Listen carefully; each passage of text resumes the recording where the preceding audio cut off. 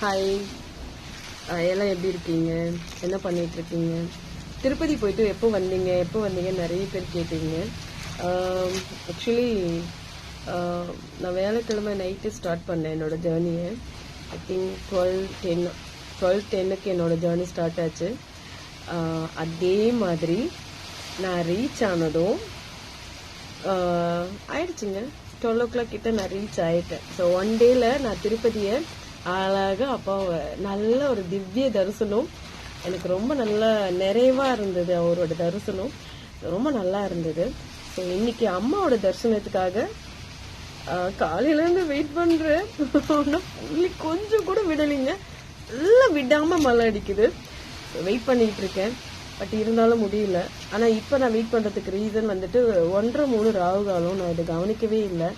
அதனால சரி, இப்போ என்ன 12:30 சம்திங் ஆகுது. ஒரு 1/2 hour தானே, வெயிட் பண்ணுவோம்.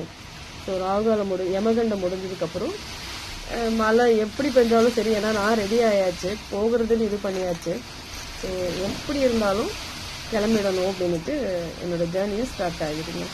இது எங்களோட மளிகை கடைங்க, எங்களோட குட்டி ஷாப், எங்களோட குட்டி ஷாப்புங்க.